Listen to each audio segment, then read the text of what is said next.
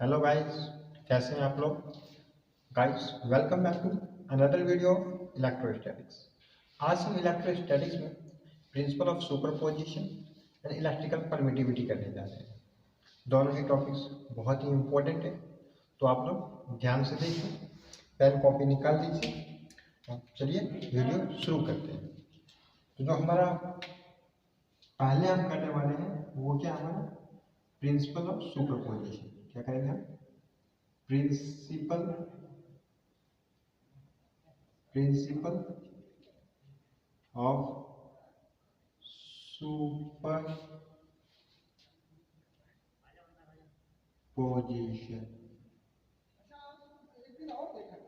Principal superposition clear है।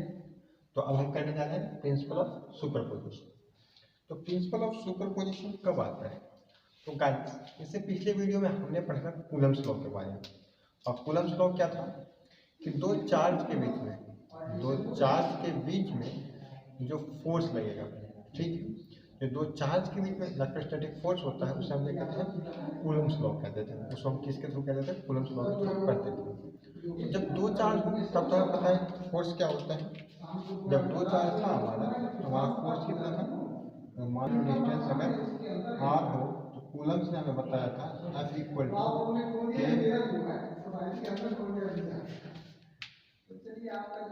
Hello guys, welcome back to another video. स्वागत है आप सबका हमारे इस YouTube channel study with Naveen आनंद।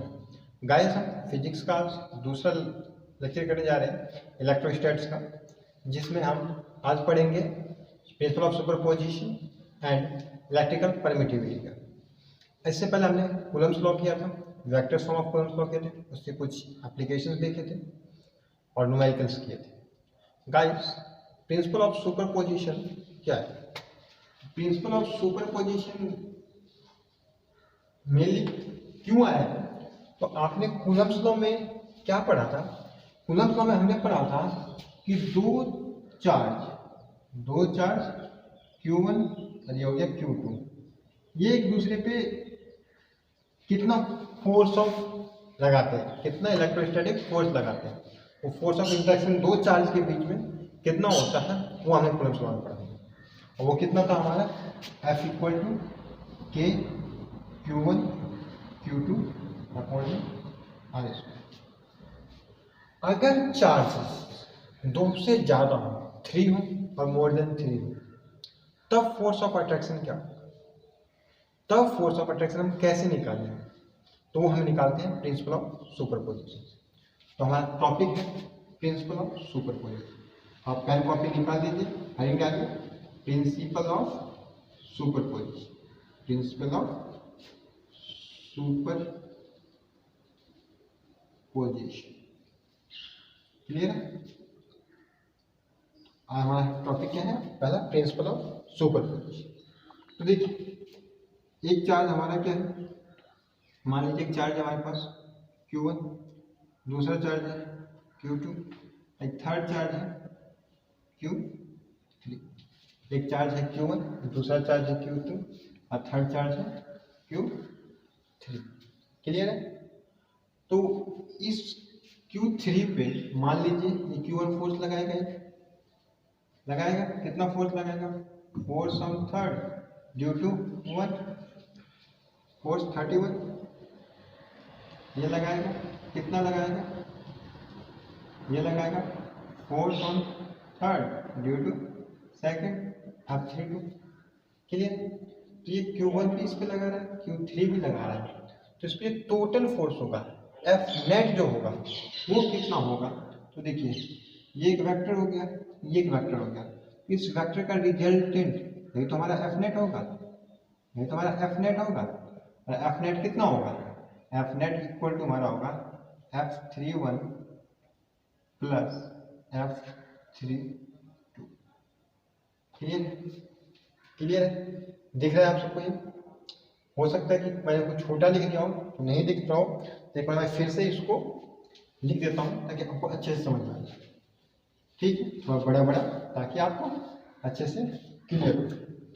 तो मान लो एक फोर्स है हमारा, क्या है? Q1 है, ये हमारा चार्ज Q2 था, ये थर्ड चार्ज हमारा Q3 था, तो इस पे ये फोर्स लगाएगा, इधर कितना लगाएगा, F31 लगाएगा। ये दूसरा चार्ज जो हमारा क्या था, Q2 था, ये इधर फोर्स लगाएगा, कितना लगाएगा, ये F32 लगाएगा। तो इस दोनों का रिजल्टेंट जो होगा इस थर्ड चार्ज पे, वो रिजल्टेंट कितना होगा, तो इन दोनों फोर्स का वेक्टर सम होगा। एफ नेट जो होगा वो वेक्टर सम होगा F31 और F32 का, F32 का। तो सिंपल सी बात, प्रिंसिपल ऑफ सुपरपोजिशन क्या कहता है कि इफ वी हैव 3 और मोर देन 3, मैं कह सकते हो more than 2 charges, then the total force on any charges due to the presence of other charges is equal to the vector sum of all the forces acting by the charges on that charges individually। बहुत ही complicated किताब से language हो गई। तो सीधी सी बात ये कहता है कि जो थर्ड चार्ज पे टोटल फोर्स होगा वो सारे फोर्स जो भी अलग अलग चार्ज उस पर इंडिविजुअली लगा रहे उन सब का वेक्टर सम। क्लियर है? तो सिंपल भाषा में अगर मैं कहूँ, किताबी लैंग्वेज में ना लिख के सिंपल लैंग्वेज में लिखूँ, तो if more than 2 charges, if more than 2 charges are, for more than 2 charges, for more than 2 charges the total force acting on any charge due to the presence of other charge is vector sum of all the force, vector sum of all the forces acting that charge individually, acting on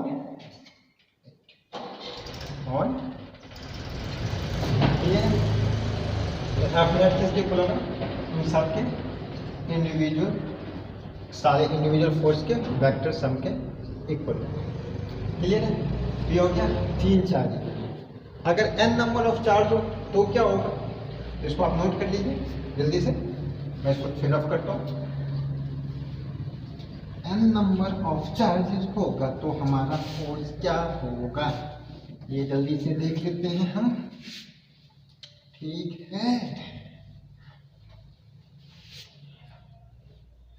तो मान लीजिए एक charge या एक point है, इस पे एक छोटा सा चार्ज है हमारा क्यू नोट, एक पॉइंट है जिस पे छोटा सा चार्ज है हमारा क्यू नोट, और इसके आसपास में n नंबर ऑफ चार्ज है। मान लो यहाँ पे Q1 है, यहाँ पे Q2 है, यहाँ पे Q3 है, यहाँ पे Q4 है, यहाँ पे Q5 है, और ऐसे ऐसे करके मान लो यहाँ पे हमारा Qn है।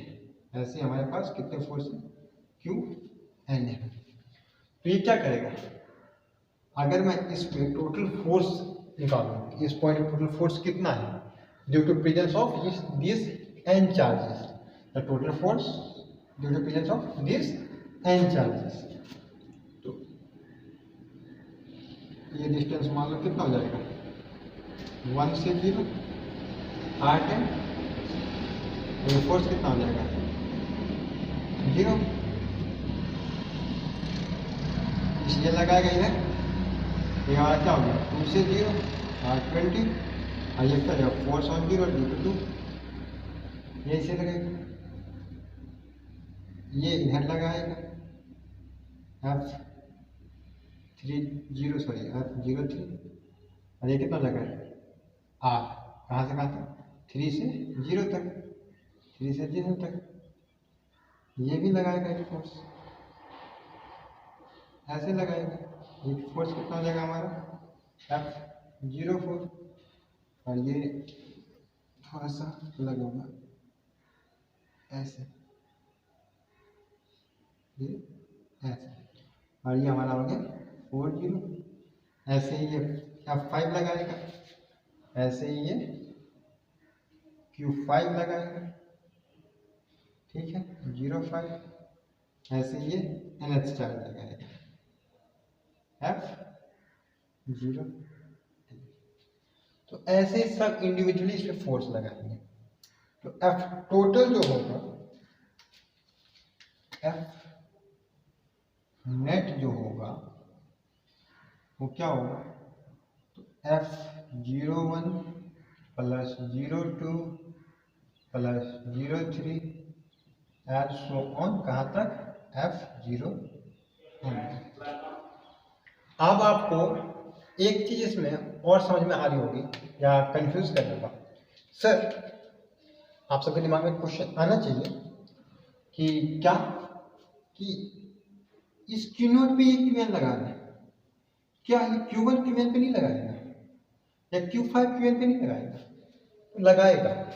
तो आपके में ये आएगा, तो क्यों ये Q1 Qn पे लगाएगा, तो क्या इसके कारण इस Q0 पे जो फोर्स लग रहा है वो डिस्टर्ब होगा कि नहीं होगा? तो हो सकता है कि होगा। आपका थ्योरेटिकल नॉलेज कह सकता है कि हो सकता है Q1 इसको ढकते तक इतना फोर्स ना लगा पाए, लेकिन ऐसा नहीं होता है। ओवरऑल इफेक्ट क्या होता है हमारा, नेग्लिजिबल होता है। तो आप याद रखिएगा एक पॉइंट बहुत अच्छे से कि the presence of other charge do not effect the electrostatic force of any charge individually। मतलब इस Qn के प्रेजेंस से या Q2 के प्रेजेंस से Qn जो इसमें फोर्स लगा रहा है उस पे कोई भी इफेक्ट नहीं पड़ेगा। क्लियर है कि मतलब क्या है, इस Q नोड पे जो Q1 लगा रहा है वो फोर्स ये Q2 या Qn या किसी भी n चार्ज के प्रेजेंस से उस पर कोई इफेक्ट नहीं पड़ने वाला। अगर ये होता तब भी वो इतना ही लगाता, नहीं होता तो भी इतना ही लगाता। मतलब कि presence of any other charge do not effect the force between two charges. तो दो चार्ज के बीच में जो फोर्स है उसको तीसरे किसी चार्ज के फोर्स से मतलब नहीं होता है। इंडिविजुअल फोर्स की बात करें तो ओवरऑल फोर्स में फर्क पड़ता है। ओवरऑल फोर्स तो ये होगा इस पे, लेकिन इसको पर्सनली जो इस पे लगा रहा है उसमें फर्क नहीं होगा। क्लियर है इतना? तो एफ नेट जो होगा हमारा वो कितना हो जाएगा, देखो इसको मैं अगर और अच्छे से बताने की कोशिश करूँ तो एफ नेट क्या हो जाएगा हमारा, तो एफ नेट इक्वल टू क्या हो जाएगा, F01 के क्या हो जाएगा Q0 Q1 अपॉन R10 का स्क्वायर, और क्या होगा के Q0 Q2 अपॉन में R20 का स्क्वायर, ऐसे ऐसे के Q0 Qn अपॉन में RNO का स्क्वायर। एफ नेट तो आप लिख सकते हो उसमें के Q0 को कॉमन ले लोगे तो आपका क्या बचेगा Q1 Q2 Q3 dash dash dash Qn, क्या बचेगा Qn। यहाँ पे आपका R10 का स्क्वायर, R20 का स्क्वायर, R30 का square dash dash dash RNO का स्क्वायर। क्लियर है? इसको हम क्या लिख सकते हैं, एफ नेट इक्वल टू के Q0 समेशन Q, कहाँ से कहाँ तक समेशन, I1 से लेके I1 से कहाँ तक है N तक, N Q I अपॉन में आई नोट ये हमारा क्या आ गया, प्रिंसिपल ऑफ सुपरपोजिशन। ये हमारा आ गया प्रिंसिपल ऑफ सुपर। क्लियर है? आप लोग जल्दी से इसको नोट कर लीजिए अच्छे से, फिर हम कुछ न्यूमेरिकल्स देखते हैं। नोट कर लिया हुआ है वो, इसको मैं आप रफ कर देता हूँ, ठीक है। तो इसके बाद जो हम करने जा रहे हैं प्रिंसिपल ऑफ सुपरपोजिशन पे, हम कुछ न्यूमेरिकल्स क्या करेंगे, प्रिंसिपल ऑफ सुपरपोजिशन से कुछ छोटे से अच्छे से न्यूमेरिकल थे, ठीक है। जो पहला क्वेश्चन हम करने जा रहे हैं वो क्या करने जा रहे हैं, मान लीजिए कि एक क्या है, इक्विलैटरल ट्रायंगल है। क्या है? इक्विलैटरल ट्रायंगल है। क्लियर है? इस इक्विलैटरल ट्रायंगल के तीनों कोऑर्डिनेट पे 3 पॉजिटिव क्यू चार्ज है, इक्वली पॉजिटिव क्यू अमाउंट का चार्ज है। और इक्विलैटरल ट्रायंगल के एजेस है वो कितना है, ए, इसका नाम है ए बी सी, ठीक है। टोटल एफ नेट एट ए कितना होगा? इस ए पॉइंट पे एफ नेट या एफ टोटल कितना होगा ये आपको बताना है। तो ये कितना होगा, इसको जल्दी से नोट करते हैं। तो देखिए, इस ए पे है फोर्स निकालना है, तो ए पे फोर्स कौन कौन लगाएगा, तो जो चार्ज बी पे है वो लगाएगा, जो चार्ज सी पे है वो भी लगाएगा। तो बी वाला क्या किया, इस बी वाला क्या करेगा, इसको यहाँ से जाएगा, इक्विलैटरल निकल यहाँ से, क्योंकि सेम नेचर का है और सेम नेचर के लोग एक दूसरे को पसंद नहीं करते हैं, ठीक है। एक मैदान में 2 तलवार कभी नहीं रहते। उसी तरह से दो सेम नेचर के चार एक दूसरे को पसंद नहीं करते हैं, लाइक नहीं करते हैं, क्या करते हैं, एक दूसरे को रिपेल करते हैं, ठीक है। अट्रैक्शन तो हमेशा अपोजिट वालों के बीच में ही होता है, ठीक है। आप सब अपोजिट से गलत मतलब मत निकालिएगा और कहीं और मत सोचने लगिएगा।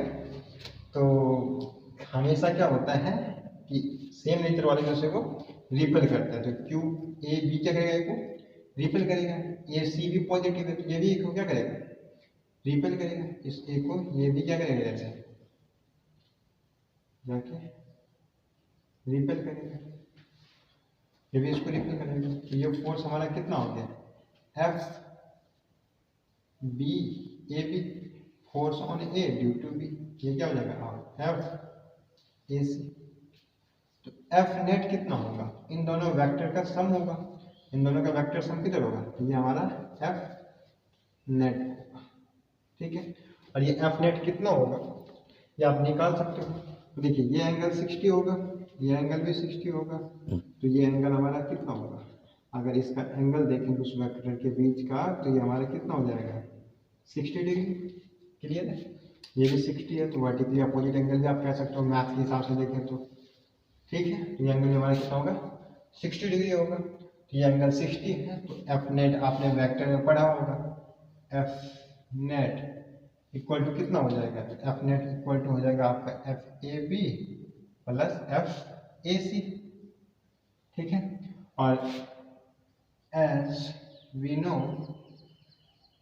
एफ ए बी इक्वल होगा किसके, एफ ए सी के। तो इसको हम मान लेते हैं एफ कितना होगा, ये इक्वल क्यों होगा, क्योंकि मैग्नीट्यूड भी क्या है, चार्ज का सेम है, डिस्टेंस भी सेम है। तो चार्ज का फोर्स क्या होता है, के Q1 Q2 अपॉन में आर स्क्वायर। तो के तो सबका कांस्टेंट होता है, Q1 Q2 दोनों सेम है और आर सेम है, क्योंकि चार्ज का मैग्नीट्यूड सेम है और डिस्टेंस सेम है, तो फोर्स क्या होगा, इक्वल होगा। तो एफ इक्वल कितना हो जाएगा, K Q into Q upon में ए का स्क्वायर, या के क्यू स्क्वायर अपॉन में ए स्क्वायर। एफ नेट जो होगा वेक्टर सम का, एफ नेट इक्वल टू क्या हो जाएगा, ये एफ के इक्वल है, तो एफ ए बी का स्क्वायर एफ बी सी का स्क्वायर आप लिख सकते हो। पहले जिस बच्चों को वेक्टर सम नहीं आता वैसे सीखो, अच्छे से सीखो। ए बी का square plus F A C का square plus 2 F A B F A C और कॉस 60 डिग्री इनके बीच का एंगल। इसको अगर आप सॉल्व करते हो तो क्या हो जाएगा आपका एफ नेट, ये हो जाएगा आपका एफ स्क्वायर, ये एफ से ये भी एफ है, F square plus 2 F F 2 F square और कॉस 60 कितना होता है 1/2, यही ना होता है। तो 2 से 2 कैंसिल, ये भी F square F square F square F square, अब कितना आ गया √3 एफ स्क्वायर। तो क्या हो जाएगा स्क्वायर से रूट कैंसिल तो √3 एफ। तो एफ नेट आपका कितना आ गया, एफ नेट आ गया आपका √3 एफ। क्लियर हुआ इतना? तो इसको नोट कर लीजिए आप। इसमें मैंने क्यू लेके कहा है, आपको क्या कर सकता है यहाँ पे क्यू का कुछ वैल्यू दे सकता है, आपको चार्ज निकालने को पूछ सकता है। तो ये क्वेश्चन बहुत ही अच्छा है, आप इसको नोट कर लीजिए। उसका आगे बढ़ते हैं, क्लियर है? तो नोट कर लीजिए। अब हम बात करते हैं इसके बाद इसके बाद हम बात करेंगे जिस फोर्स की, वो भी क्या होगा प्रिंसिपल ऑफ सुपरपोजिशन। तो अब हम बात करते हैं, मान लीजिए हमारे पास अब ट्रायंगल ना दे, क्या दे दिया स्क्वायर, क्या दे दिया square A B C D, क्या दे दिया ए बी सी। बी पे भी क्या है प्लस क्यू चार्ज, सी पे भी क्या है प्लस क्यू चार्ज, डी पे भी क्या है प्लस क्यू चार्ज, बीच में डिस्टेंस इनका कितना है ए। तो इस ए पे, इस पॉइंट ए पे F net at A equal to कितना, एफ नेट ए पे कितना होगा जल्दी से बताइए। तो सेम उसी तरीके से करेंगे, प्रिंसिपल ऑफ सुपरपोजिशन ही लगेगा। ये तीनों इंडिविजुअली जितना फोर्स लगाएंगे उनका वेक्टर सम होगा। तो इंडिविजुअली कितना फोर्स लगाएंगे वो निकाल के हम क्या करेंगे, इनका वेक्टर सम निकाल देंगे। तो बहुत ईजी सा है, जल्दी से आप कोशिश करिए। उसके बाद मैं करवाता हूँ, तो वीडियो पॉज करके आप कोशिश करिए, फिर उसके बाद देखते हैं। तो एफ नेट जो होगा वो क्या होगा, तो ये बी इधर लगाएगा, तो एफ ए बी सी इधर लगाएगा, तो F A C plus F D A D, F A D, इन तीनों ही फोर्स का वेक्टर सम होगा। एफ नेट हमारा क्या हो जाएगा, एफ नेट जो हमारा होगा वो क्या हो जाएगा, देखो एफ नेट हमारा क्या हो जाएगा, F A B plus F A C plus F D, ये तुम्हारा एफ नेट होगा ना, इन सब वेक्टरों का वेक्टर सम। क्लियर है? इन सब वेक्टरों का वेक्टर सम होगा। तो एक चीज देखिए, आपको यहाँ देख के क्लियर होता होगा, तो वैसे क्लियर होना चाहिए। ये B से A का डिस्टेंस A, D से A का डिस्टेंस A, B पे भी प्लस क्यू चार्ज और A पे भी प्लस क्यू चार्ज। तो फोर्स ऑन D और फोर्स ऑन B, ये AD जो है और फोर्स AB जो है, ये दोनों इक्वल फोर्स है। ये क्या होंगे, इक्वल फोर्स है। क्लियर है? और इक्वल फोर्स होंगे तो F कितना होगा, तो आप कह सकते हो F A B is equal to क्या होगा, एफ डी ए होगा। इसको मैं मान लेता हूँ कितना एफ, और ये एफ किसके इक्वल होगा, तो ये हो जाएगा के क्यू स्क्वायर अपॉन में ए स्क्वायर के। इतना क्लियर है? तो इन दोनों का जो एफ नेट आएगा इसका, तो F A B plus F D A जो आएगा वो कितना आएगा, ये आप जल्दी से बता दीजिए। तो देखिए एफ ए बी और एफ डी ए के बीच का एंगल कितना है, 90 डिग्री। ये 90 डिग्री का रिजल्ट इधर जाएगा, तो एफ रिजल्टेंट जो आपका आएगा वो कितना आएगा, under root F square plus F square plus 2 F into F cos 90। Cos 90 zero होता है, आपको पता होगा जब एंगल क्या हो 90 हो तो हमारा क्या हो जाएगा, F square plus F square मतलब √2 एफ स्क्वायर। तो F A B plus F D A हमारा कितना हो जाएगा, √2 एफ। तो इसको हम √2 KQ² अपॉन में A²। क्लियर है? आई होप आपको वेक्टर के साथ अच्छे से आते होंगे, तो ये बिल्कुल ही क्लियर होगा, आपको कोई भी दिक्कत इसमें होने वाली नहीं है। हमने सिर्फ वेक्टर एडिशन किया है इसका AB और DA का। अब FAC कितना है हमारा? FAC अगर मैं निकालूं तो FAC होगा K, Q और Q, तो Q इंटू Q² और डिस्टेंस जो होगा ये A है, ये A है, ये अगर हम पाइथागोरस लगाएंगे क्या हो जाएगा, ये √2a, तो इसको हम लिख सकते हैं √2a का होल स्क्वायर, ये हमारा जाएगा KQ² अपॉन में 2a²। तो हमारा FAC आ गया। अब देखिए FAC का डायरेक्शन इधर, इन दोनों के रिजल्टेंट का डायरेक्शन इधर, ये दोनों तो सेम ही डायरेक्शन में है, तो ये FAC और इसको आप ऐड कर दोगे तो FNet आ जाएगा आपका। तो FNet आपका आ जाएगा KQ² A² √2 KQ² A² plus KQ² upon में 2a²। इसमें से KQ² अपॉन में A² कॉमन ले लोगे तो आपका आ जाएगा, तो क्या बचेगा √2 अपॉन में 1/2। तो ये आपका FNet आ गया, ये क्या है आपका FNet आ गया। तो क्लियर है? आई होप आपको ये समझ में आया होगा। ठीक है, इसके बाद एक क्वेश्चन हम इक्विलिब्रियम का भी कर लेते हैं, एक क्वेश्चन जल्दी से हम इक्विलिब्रियम का कर लेते हैं। ठीक है, उसके बाद हम आगे करेंगे परमिटिविटी। जल्दी से इसको मैं रफ कर देता हूं, आप इक्विलिब्रियम का क्वेश्चन जल्दी से देख लीजिए। इक्विलिब्रियम का क्वेश्चन हम जल्दी से देखेंगे तो क्या होगा। देखिए फोर्स या इक्विलिब्रियम चार्जेस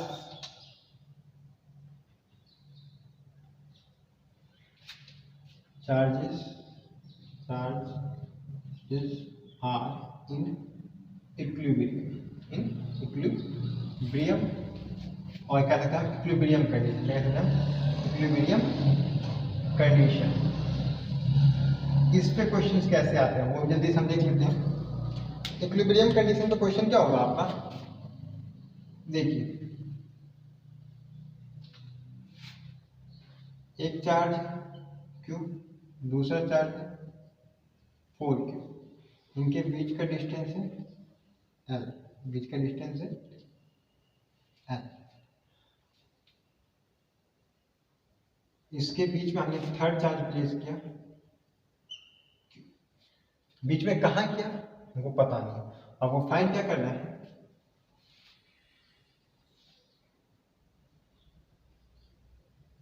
प्लेस किया हमने, फाइंड द डिस्टेंस। क्वेश्चन क्या करना है आपका, find the distance where the charge Q placed so the charge Q remains in equilibrium।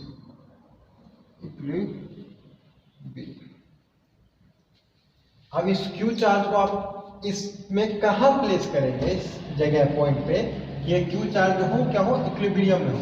Equilibrium मतलब हो गया सिंपल समझिए कि FNet, उस पे जो होगा FNet equal to 0। Equilibrium means FNet equal to 0, उस पे FNet क्या होगा 0 होगा।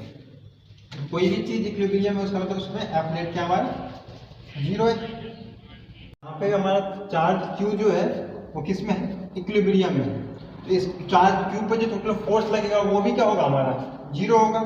क्लियर है? तो ये Q पे जो चार्ज लगने वाला वो हमारा क्या होगा 0 होगा। कई बार आपको पूरा सिस्टम इक्विलिब्रियम में कह सकता है, पूरा सिस्टम इक्विलिब्रियम में होगा, मतलब ये तीनों चार्ज पे ही टोटल फोर्स क्या होगा 0 होगा। क्लियर है?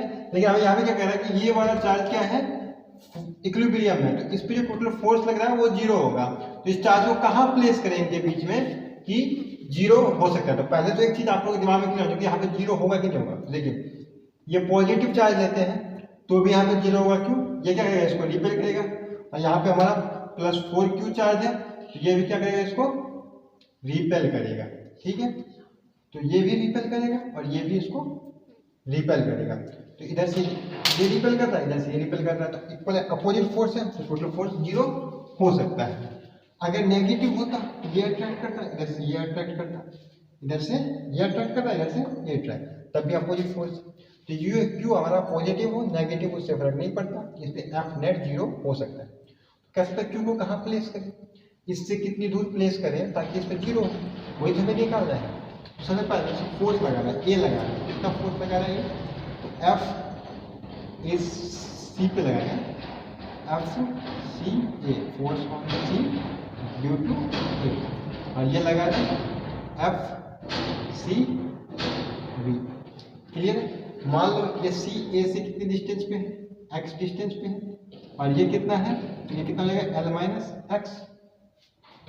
ये फोर्स एफ सी और एफ बी सी क्या होंगे, इक्वल एंड अपोजिट फोर्स होंगे। तो आप ये भी लिख सकते हो या तो सीधा F A C sorry F C A equal to F B C, या आप ऐसे कह सकते हो F net is equal to F C A plus minus का एफ बी सी, कुछ भी कह लो। एफ नेट आपका क्या होगा, 0 होगा। एफ नेट क्या होगा, 0 होगा, क्योंकि क्या है, चार्ज इक्विलिब्रियम में है।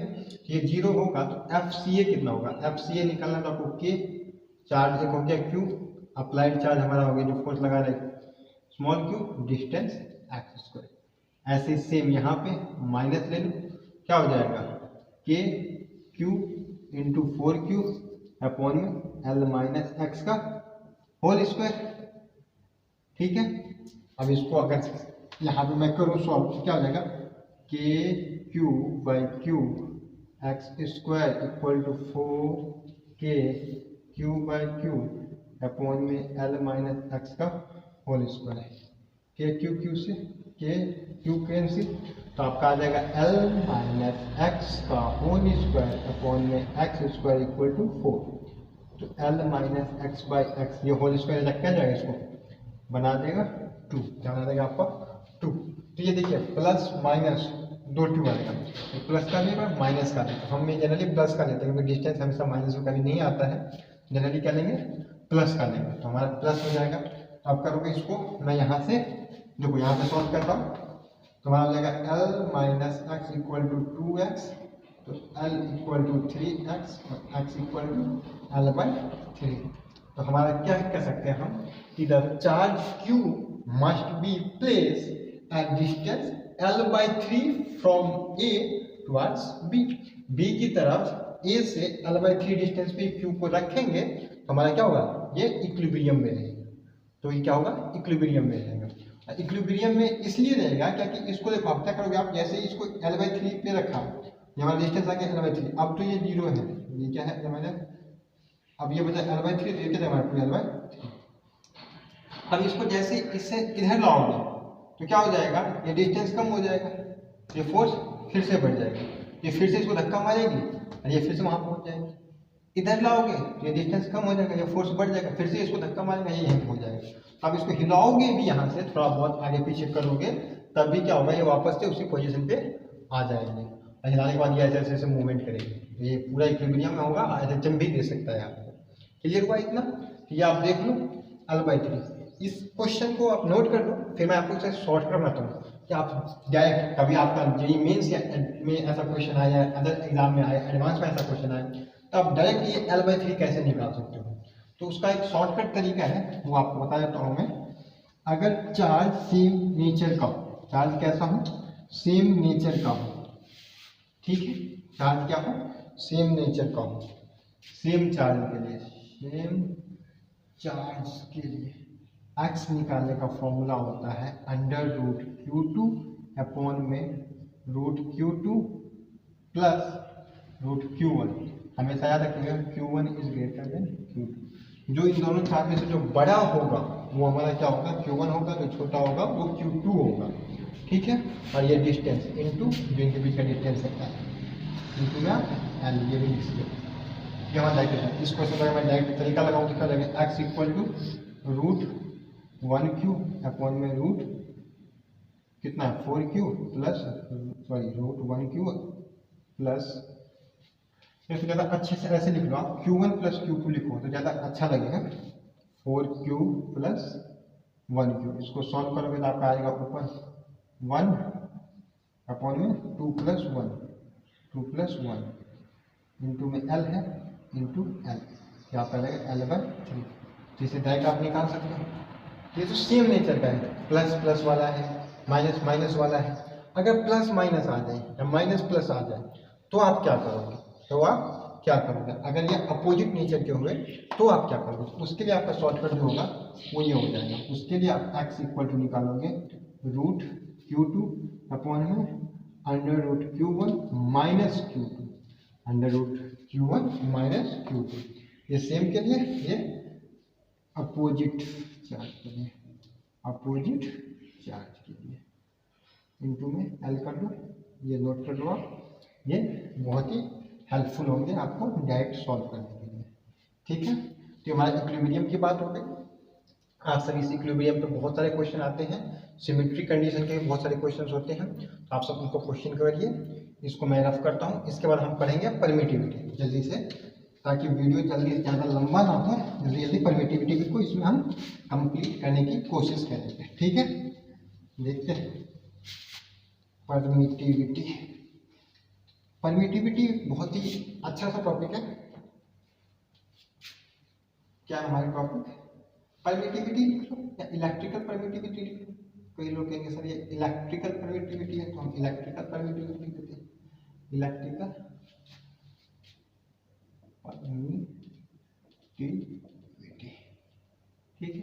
इलेक्ट्रिकल परमिटिविटी, इनोट, इनोट नहीं sorry, e naught is the absolute electrical permittivity. देखो परमिटिविटी इसमें, इसके नाम में भी कुछ है। अगर हम इसको ध्यान से देखें तो इसके नाम में भी कुछ है, और इसका नाम बहुत कुछ बताएगा बाद में।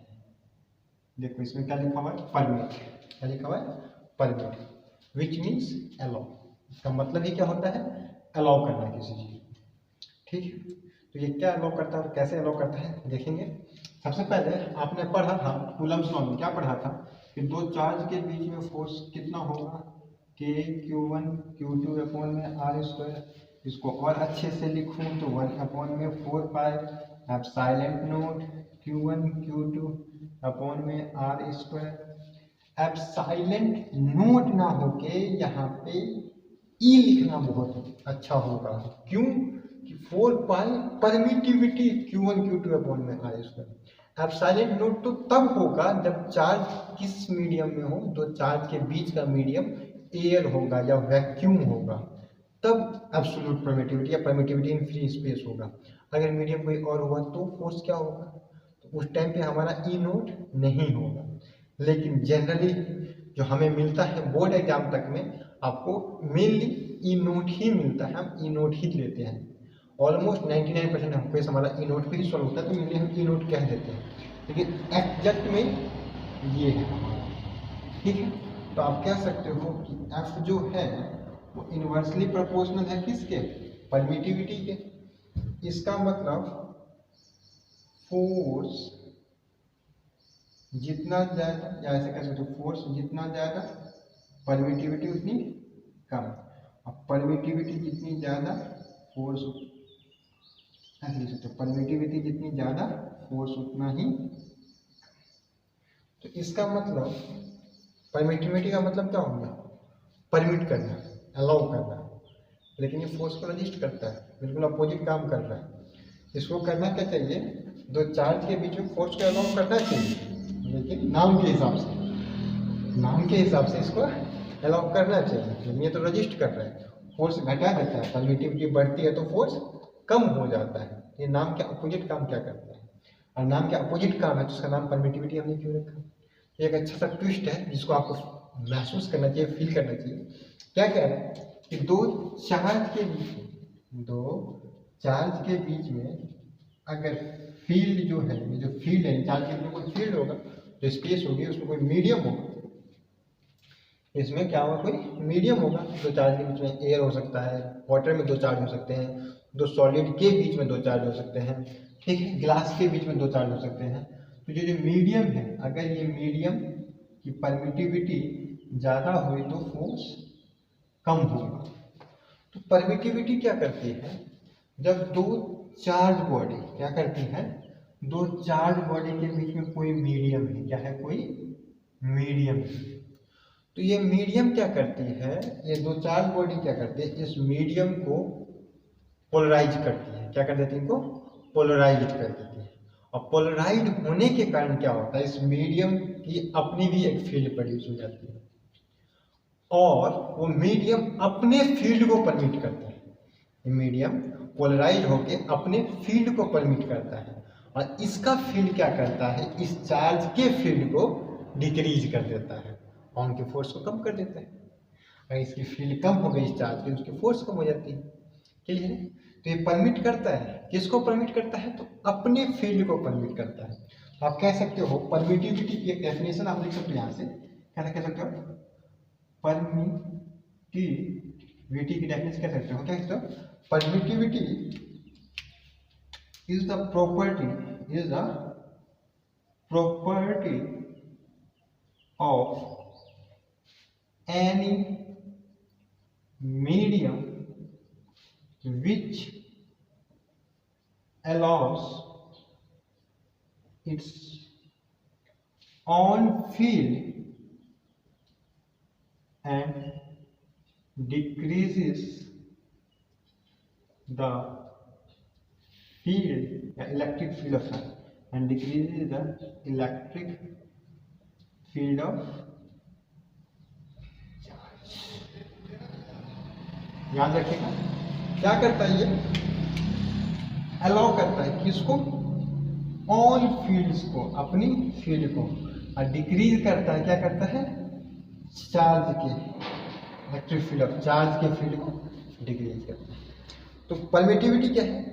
परमिटिविटी किसी भी मीडियम की ऐसी प्रॉपर्टी है जो क्या करता है, अपने फील्ड को परमिट करके चार्ज के फील्ड को डिक्रीज कर देता है और फोर्स को घटा देता है। तो परमिटिविटी जितनी ज़्यादा होती है उतनी ही फोर्स कम होती है। क्यों कम होती है? क्योंकि क्या होता है, जो मीडियम जो है वो परमिटिविटी मतलब जब क्या होगा, अपनी परमिटिविटी को इंक्रीज, परमिटिविटी ज़्यादा है मतलब अपनी फील्ड को इंक्रीज करता है और चार्ज की फील्ड को डिक्रीज करता है। आई थिंक आपको फील आया होगा। ठीक है, तो अब परमिटिविटी का आपको क्लियर हो गया। परमिटिविटी क्या है? एक प्रॉपर्टी है। ठीक है, तो अभी क्या है आपका, फोर्स जितना कम होगा परमिटिविटी ज़्यादा होगी और परमिटिविटी कम तो फोर्स ज़्यादा होगा। तो इस परमिटिविटी में सबसे इम्पोर्टेंट जो आपका है वो याद रखना, वो हमारा क्या है, इस परमिटिविटी की आप कुछ प्रॉपर्टीज देख लेते हैं। इस परमिटिविटी में एक आता है ई नोट, इसको क्या कहते हैं? एब्सोल्यूट परमिटिविटी, एब्सोल्यूट परमिटिविटी और permittivity of free space, permittivity of free space. ठीक है, इस परमिटिविटी इन फ्री स्पेस, इस ई नोट की वैल्यू कितनी होती है? 8.85 इंटू 10⁻⁻12। अगर मैं आपसे पूछूं इसका SI यूनिट क्या होगा, तो अभी आपने पढ़ा फोर्स इक्वल टू क्या होता है? 1/4πε0 Q² इसकी परमिटिविटी निकालनी है। इसको मैं ऊपर ले जाऊँ फोर्स नीचे, तो क्या हो जाएगा? कूलम स्क्वायर, फोर्स का न्यूटन पर अपॉन में न्यूटन, मीटर स्क्वायर, तो कूलम स्क्वायर पर न्यूटन मीटर स्क्वायर। इसकी क्या हो गई? SI यूनिट हो गई। क्लियर है? परमिटिविटी की अगर मैं डायमेंशन की बात करूँ, क्या करूँगा? इसकी डायमेंशन की बात करूँ, डायमेंशन फॉर्मूला की बात करूँ, ई का बहुत ही इंपॉर्टेंट है। जेई 2013 मेंस में पूछा गया क्वेश्चन है। आप सोलर की डायमेंशन फॉर्मूला बताओ। इसका डायमेंशन फॉर्मूला क्या होगा आप निकाल सकते हो। कूलम का क्या होगा? कूलम होता है 80 का होल स्क्वायर अपॉन में न्यूटन का क्या होता है? m1 l1 t-2 और मीटर का क्या हो जाएगा? l²। इससे आप निकाल सकते हो, तो अब क्या हो जाएगा?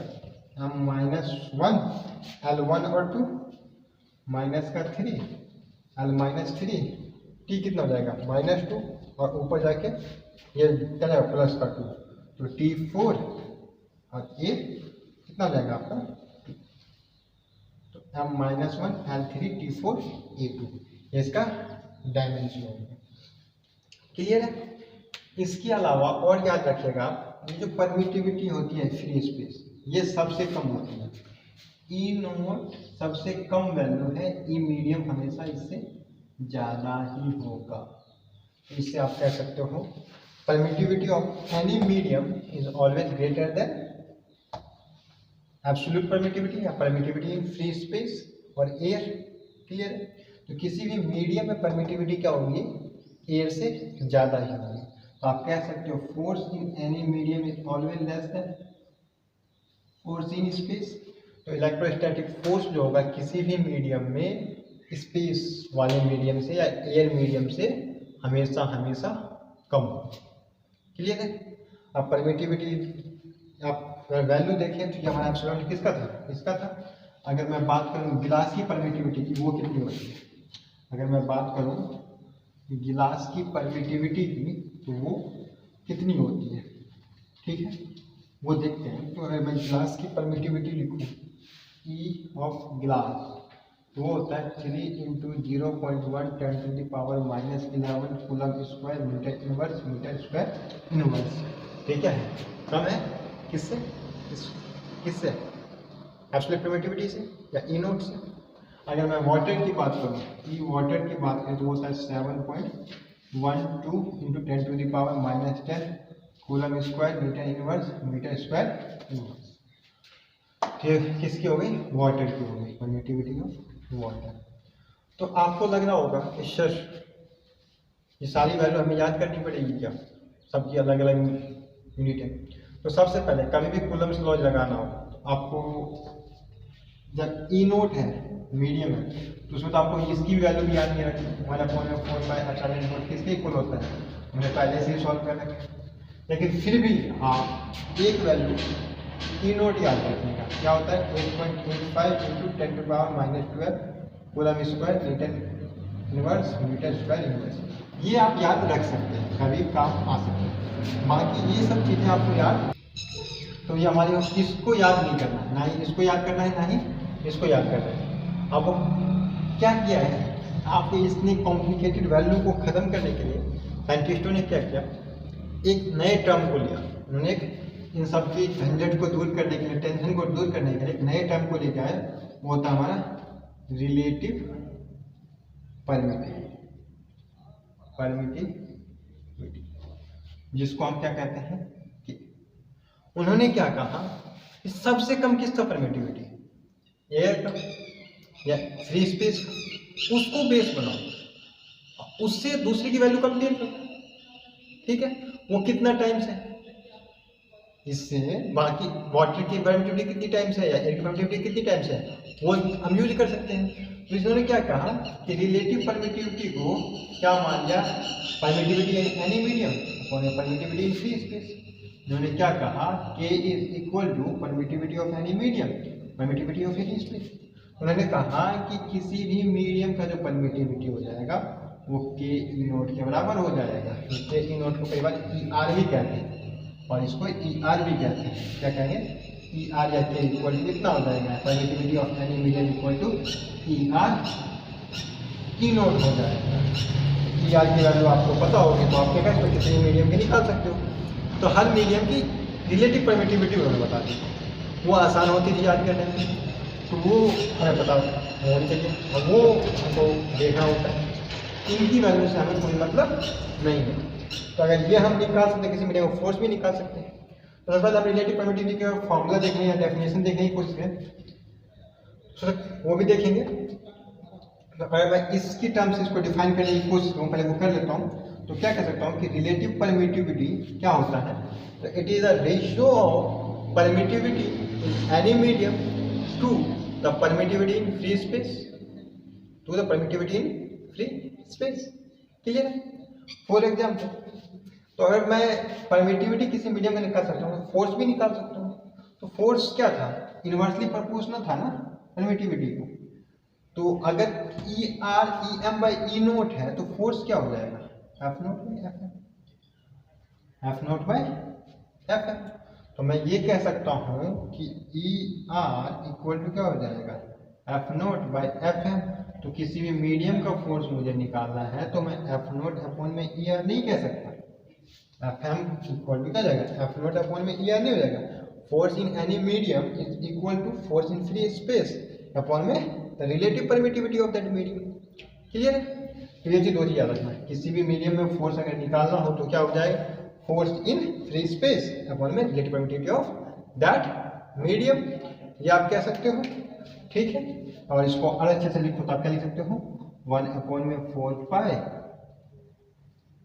एप्सिलॉन डॉट दिया पे E नोट अपॉन में Q1 Q2 bye R square, यही तो हो गया। फॉर एग्जाम्पल देख लो,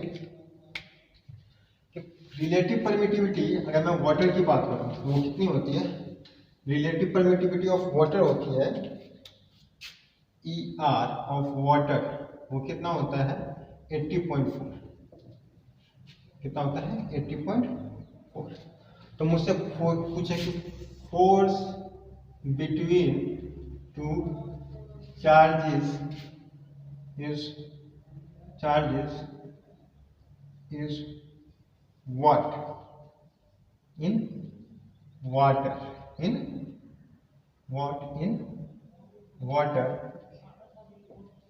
if the force between these charged bodies in air is F। तो अगर एयर में फोर्स F है तो वाटर में क्या होगा, तो रिलेटिव परमिटिविटी मुझे वाटर की मालूम है, तो F in water equal to क्या हो जाएगा, F इन एयर अपॉन में ER ऑफ वाटर, या E ऑफ वाटर आप लिखो, या ER of water, sorry relative permittivity of किसकी, वाटर की। तो ये हमारा क्या हो जाएगा, F अपॉन में रिलेटिव परमिटिविटी कितनी है 80.4। तो वाटर में एयर अपॉन में 80.4 हो जाएगा। ठीक है, तो आप इसको ऐसे भी कह सकते हो, एयर में जो फोर्स होगा वो 80.4 टाइम्स वाटर में फोर्स के होगा, मतलब वाटर में जो फोर्स है दो चार्ज के बीच में उसका 80.4 टाइम्स क्या होगा, एयर में फोर्स। ठीक है, तो रिलेटिव परमिटिविटी से आप किसी भी चार्ज के बीच में फोर्स कितना होगा वो आप निकाल सकते हो। बिल्कुल क्लियर है, इतनी सी बात है। ठीक है, तो इससे हम परमिटिविटी निकाल सकते हैं। ये तो होगी परमिटिविटी की बात। तो इस वीडियो में इतना ही। अगर आपको वीडियो अच्छा लगा हो तो वीडियो को लाइक करें, चैनल को सब्सक्राइब करें, बेल आइकन दबाएं ताकि अच्छी हेल्प आपको मिल सके। और आपसे प्लीज़ रिक्वेस्ट है कि आपको वीडियो अच्छा लग रहा है, हमारी एफर्ट दिख रही है, आपको लग रहा है कि ये वीडियो दूसरों के लिए हेल्पफुल है, तो जितनी ज़्यादा हो सके अपने फ्रेंड्स को शेयर करें ताकि उनकी भी हेल्प हो सके। Thank you.